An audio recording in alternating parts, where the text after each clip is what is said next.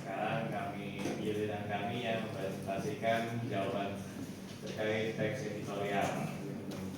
Saya Evan. Saya Nino. Dan saya Naomi. Kenapa tidak ada, nggak tahu kenapa.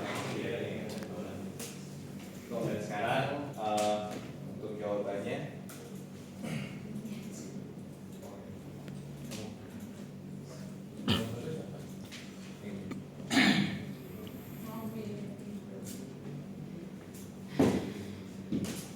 Informasi adalah nomor 1, informasi apakah yang disampaikan pada teks 1 dan teks 2. Teks 1 berbicara tentang masalah ratifikasi pada UNGRIP dan bagaimana kegagalan ratifikasi ke dalam programnya akan membuat masalah banyak untuk rakyat Indonesia. Teks 2 berbicara tentang daya beli masyarakat menurun, apa yang membuatnya menurun dan sebagainya. Untuk nomor 2, carilah masing-masing 3 kalimat fakta pada teks 1 dan teks 2. Teks 1.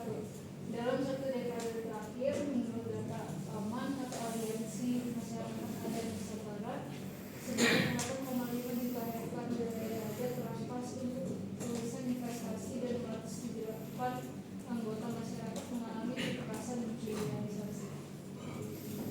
RUU ini sudah 3 kali masuk prolegnas, tapi nyatanya terus terbatalkan sejak 2010. Di samping itu ada Proklamasi ILO nomor 169 tahun 1989 tentang perlindungan siswa. Teks kedua, dengan skor di bawah 50, PMI Manufaktur Indonesia masuk zona operasi mulai Juli 2024 dengan skor 79,3, Agustus 48,9 dan September yang hanya naik tipis menjadi 45,2. Angka itu tak jauh berbeda dengan pertumbuhan di periode 2015 hingga 2019 atau sebelum pandemi, yakni 0%. Dimulai dari Juni 2024 dengan deflasi sebesar 0,03%, berlanjut ke Juni 0,08%, Juli 0,18%, Agustus 0,03%, dan terakhir September 0,12%.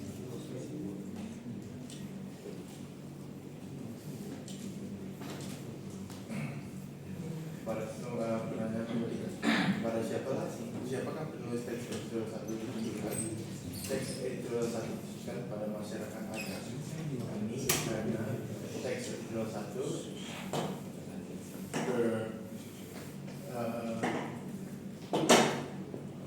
berkata direktif pada masyarakat adat dan berkaitan dengan mendingan operin ke salah satu penonton aja nggak sih maksudnya?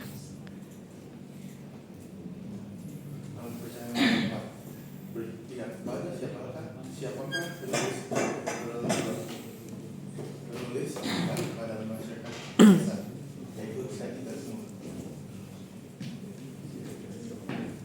Tentukanlah masing-masing opini penulis pada teks pertama dan kedua. Teks pertama, penulis menyatakan kritik terhadap telantarnya rancangan undang-undang masyarakat adat sejak 2010. Meskipun sudah berapa kali masuk program legislasi nasional prolegnas, penulis menyampaikan beberapa hal penting juga seperti adanya dukungan masyarakat adat baik dari Indonesia sendiri, dari Undang-Undang Dasar Republik Indonesia tahun 1945 menyatakan bahwa segenap bangsa Indonesia perlu dilindungi dan dicerdaskan, maupun dari dunia internasional untuk memperlihatkan ketidakjelasan mengapa RUU masyarakat adat terus-menerus ditunda dan tidak membuahkan hasil sama sekali. Padahal Indonesia sendiri merupakan rumah yang besar bagi banyak suku, agama, adat, bahasa, dan lain-lain.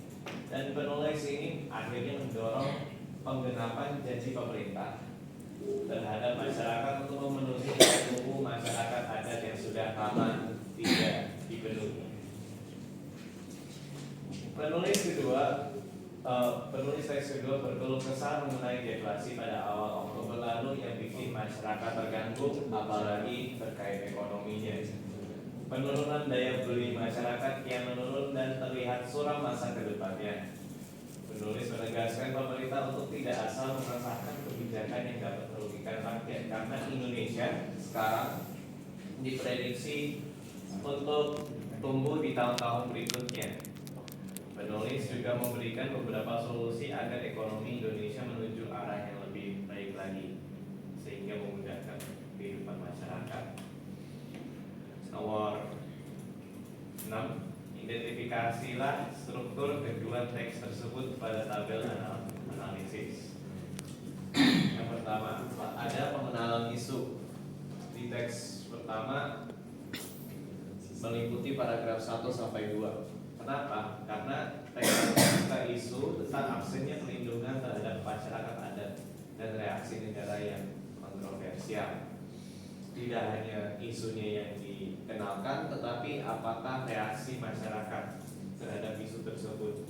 Untuk teks kedua lumayan panjang dari paragraf 1 sampai 4, karena menurut kita teks 2 membawa isu deflasi, betul, ekonomi dan menurunnya daya beli negara serta memberikan datanya kalau tidak salah di paragraf 3 atau enggak 4 yang menunjukkan bukti permasalahan yang akan dibahas, jumlah persentase secara eksak deflasi dari bulan Mei hingga September. Untuk penyampaian argumen-argumennya terdapat banyak sekali dan ini masuk ke salinan fakta tetapnya.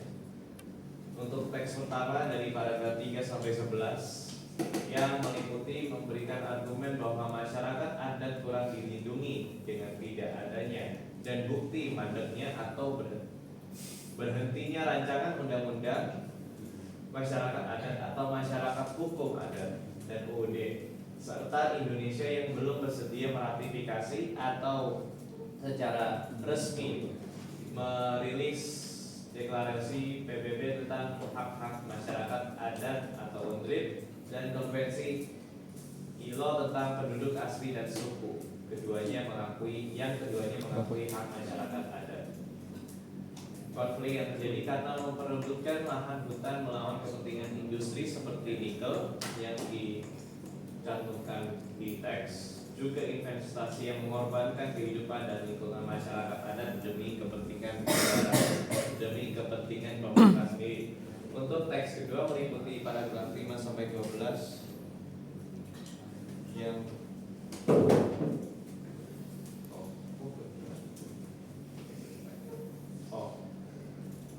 untuk seingat saya untuk teks kedua itu memberi argumen kalau bahwa ada penurunan persentase yang ada di teks. Terus ada juga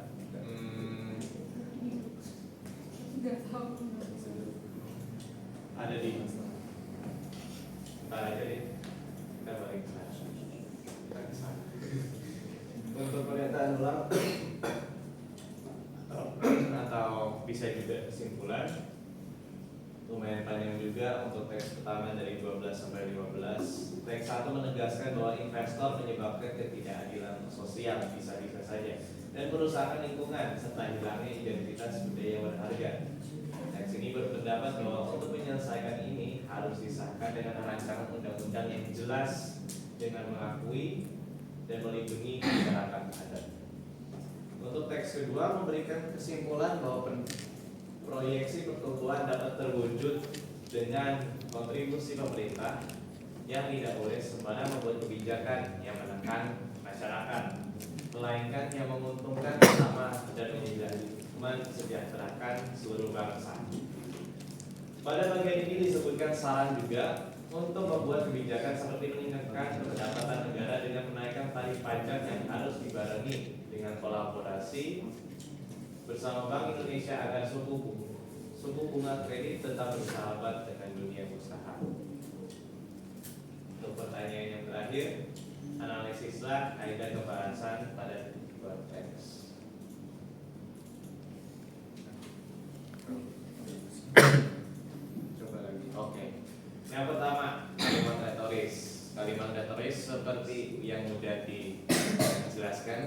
kelompok sebelumnya, kalimat retoris sebenarnya pertanyaan retoris adalah pertanyaan yang tentu tidak perlu dijawab oleh penulis maupun pembaca.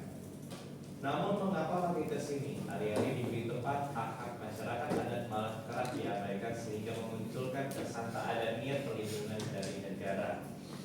Kata mengapa, bagaimana, apa, siapa, dan kapan termasuk kata-kata atau konjungsi interrogasi meskipun tidak ada tanda tanya, melainkan tanda titik. Bagaimana tidak BPS menyebut negeri ini tengah mengalami deflasi 5 bulan berturut-turut. Kata-kata bagaimana dan mengapa menanyakan, tapi karena ini retoris tidak perlu dijawab. Next.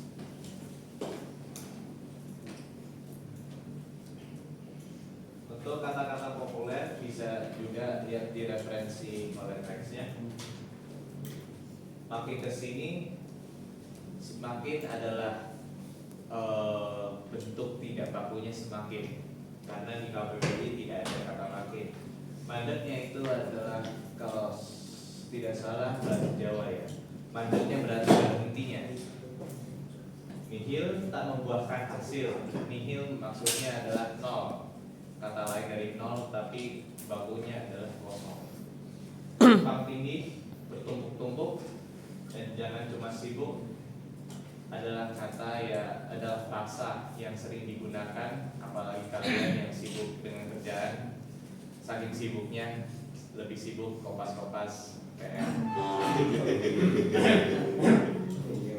Cuma sibuk PS. Oke. Kopas tadi teman. Teks 2, mengerem. Mengerem itu memberhentikan, tapi karena ada rem mobil yang salah. Loyonya adalah bentuk tidak bakunya lemahnya. Loyo itu kayak tidak tegak gitu. Loyonya juga bisa katanya lesunya. Anjlok itu berarti jatuh secara drastis. Kalau tidak salah itu referensi anjloknya daya pembelian masyarakat. Untuk teks kedua, mantap atau makan tabungan adalah singkatan dari masyarakat. Dan kata mantap juga, mantap betul adalah ya bahasa sehari-hari untuk menguji sesuatu dengan derajat yang lebih tinggi. Kata ganti penunjuk di samping itu, kata ganti penunjuk itu bisa disebut dengan pronomina demonstratif kalau tidak salah. Di samping itu ada pula Konvensi ILO nomor 69 tahun 1989 tentang penduduk asli dan suku. Di samping itu kata itu mereferensi kalimat sebelumnya di teks pertama, dan investasi jelas penting bagi perekonomian. Tidak ada yang menafikan berarti menggugat itu menunjuk argumen investasi jelas penting bagi perekonomian negara. Begitu juga dengan teks 2 dengan kelompok ini, kondisi itu dan angka itu anjlok jika dibandingkan dengan 2019 yang mencapai 3 juta rupiah. Konjungsi temporal berarti waktu bisa dalam selama, sebelum, sesudah, sebelumnya, dan seterusnya. Untuk teks pertama, padahal keberadaan mereka sudah ada jauh sebelum Republik ini terbentuk. Adanya sebelum mengumumkan adanya Republik ini terbentuk dan keberadaannya seperti itu. Ketika kepentingan investor terlalu mendominasi bla ini bisa serta bilangnya sampai mengabaikan kedaulatan anak bangsa. Kata sampai merupakan konjungsi temporal karena menyatakan dari waktu yang lama ke waktu yang lebih baru. Untuk teks 2-nya, melemahnya daya beli masyarakat itu kian nyata dan belum dapat dipastikan sampai kapan. Sampai kapan berakhir menunjukkan waktu juga. Dan begitu pula dengan apa? Adanya waktu tahun studi 2024 2025 pada atau di atas tingkat sebelum pandemi COVID-19. Next. Untuk kausalitas berarti sebab akibat. Kata kuncinya adalah akibat karena sebab terjadinya konflik terbuka akibat absennya perlindungan terhadap masyarakat adat bukan sekali dua kali terjadi. Itu terdapat di paragraf paling awal teks pertama. Sebagai contoh konflik yang dialami suku Tobelo dalam di hutan Halmahera Utara Maluku Utara karena harus berhadapan dengan kepentingan industri. Untuk teks kedua, sejumlah ekonom mengatakan deflasi itu terjadi akibat terus turunnya daya beli masyarakat. Lesunya industri manufaktur itu bahkan menimbulkan kekhawatiran lain, yakni terus berlanjutnya gelombang PHK para pekerja pabrik. Ada pertanyaan sebelum kita tutup? Oh iya.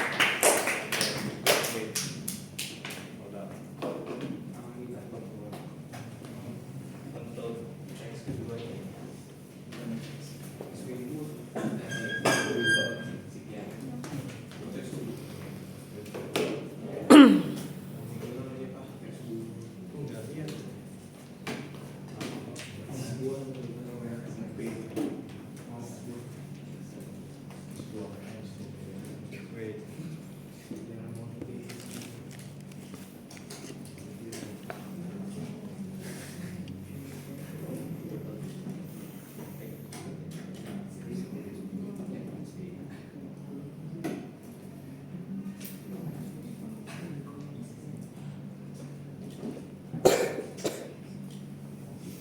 Penyampaian argumennya tadi. Ya, penyampaian argumen tadi. Teks 2 memberikan argumen. Teks 2 memberikan argumen bahwa satu, daya beli menurun seperti terlihat dari turunnya IGK dari Mei hingga September. 2, pabrik merespon dengan mengurangi aktivitas produksi yang dicerminkan pada data Purchasing Managers Index atau PMI yang berada di zona kontraksi selama 3 bulan berturut-turut. Dan ketiga adalah daya beli masyarakat melemah. Ada pertanyaan? Silakan. Yuk, yang bertanya silakan atau memberikan tanggapan.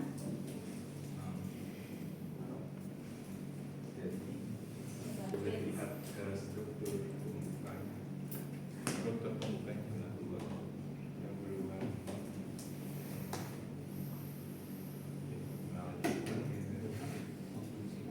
Ini pengenalan itu semua. Oke, jadi maaf sedikit kritikan ya. Menurut pendapat saya bisa seharusnya bagian 3 dan 4 sepertinya tidak termasuk pengenalan isu desanya. Di paragraf 3 dan 4 itu sebenarnya sudah disajikan data-data bagaimana. Mengapa tidak dimasukkan ke bagian struktur yang argumen? Dimasukin karena itu cuma ngasih tahu kalau misalnya isunya di sini mulainya dari situ. Jadi karena mulainya dari situ mengenalkan isu. Jadi nggak tahu itu my interpretation, mungkin pengertian atas apa yang dimasukkan dalam bagian struktur paragraf itu mungkin salah. Jadi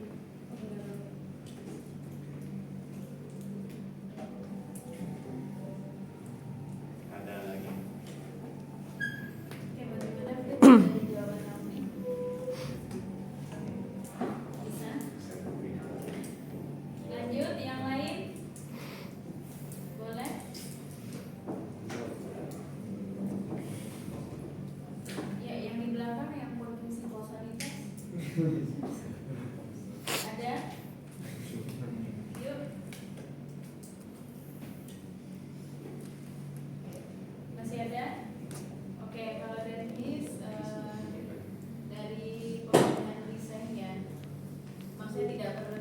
Ya, tidak berlebihan. Minimal.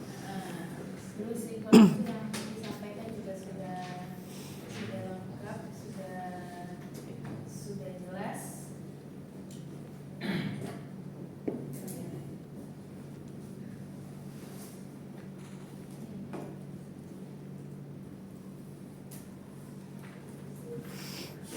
Ya itu aja. Namun mungkin pembagian pada saat presentasinya tidak merata ya. Apa itu bagian Jonathan? Mbak, iya. Ada Dia bagian. Oke, baik. Kalian ada pantun nggak kayak kelompok pertama tadi ditutup dengan pantun? Ya. Ya udah, kamu kasih kata-kata bijak aja sebagai penutup. Video call Jonathan. Ah ya.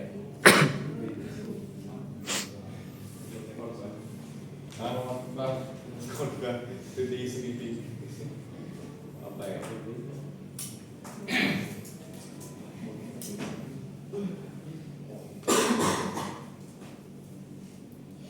Apa ya? Oh, Iya, ini. iya.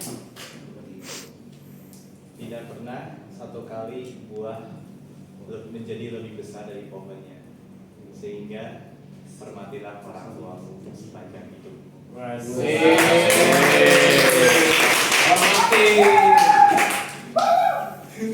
Oke, terima kasih ya. Kelompok